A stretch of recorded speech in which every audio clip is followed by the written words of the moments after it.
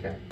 So what we have here on the top of the screen is the original manifest on one of the boxes that held duplicate stuff in it. You can see all the numbers, the MC 17416 and so forth. So that was what was stated was given to us. If you take a look at the table below it, and actually if you can just zoom in a little more maybe to make it a little more clear. And we don't need the top part anymore, you can scroll down. So on the actual manifest, the far left column has the manifest batch number. And then if you look right next to it, there's actually what the observed batch number was within it. You'll notice that the first few ones are actually correct. But then you get down to MC 171634, which is about halfway down. You notice that its naming convention is as if it is an original, but it is actually a duplicate. And just to step back a little bit to give a little bit of clarity, anytime there is a ballot that can't be run through the tabulator, whether that's because it's damaged, whether it's because it's something like a Braille ballot or something like UACAVA, any of the other forms, they actually have to create duplicates of it that are then run through the tabulators. Can you tell us what UACAVA stands for, please? Uniform Overseas Citizen Absentee Voter Act. Okay, thank you. Thank you. In any case, so you have the original ballots, and then you have the duplicates, and there was roughly 50,000 total, so there's 25,000 originals and roughly 25,000 duplicates, assuming that they all matched up with that.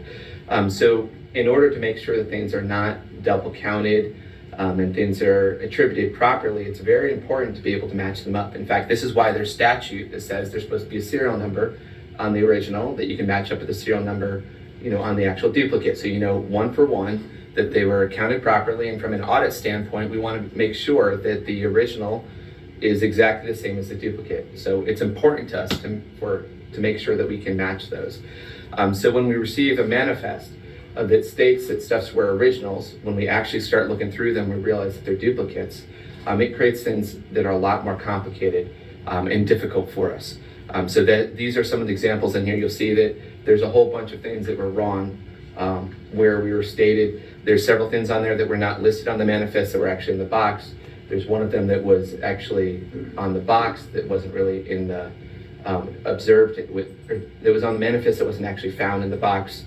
We had within the Braille ballot box that was labeled as Braille ballot, we had other types of ballots that were found in there that were not expected to be in there. So it makes things much more difficult. And moving on to, actually if you scroll down, you should see Exhibit C. Okay. You might need to speak into the mic a little bit more, Mr. Logan. So what we have here is we actually took a few examples out where serial numbers really should be unique.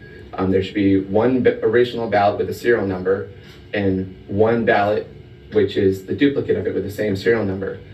When you take a look at this chart, the first column is the box ID. That's the box that it came out of. And then you take a look at the next column, it'll tell you whether it's a type, what the type is. Dupe means it's a duplicate. DSD, it means that it is actually the original ballot. And you'll notice that the last column is a serial number, but they're in groups of 3, which shouldn't really happen. So we have 2 original ballots that have the same exact serial number, and we have only one that was duplicated from it. And these are just a handful of examples that we have that go through it. And so we have a whole bunch of ballots that also don't have any serial number of them. So it's quite possible that for the second one with the same serial number, there's another one that matches up with it that literally doesn't have a serial number on it. But it creates a lot of time and difficulty in resolving these issues when it was not done in a manner where it's easy to match up and really according to my understanding of what statute is and what statute states. Not an attorney, but Ken Bennett can probably speak a lot more. I'm not one either. But you know the statutes really well.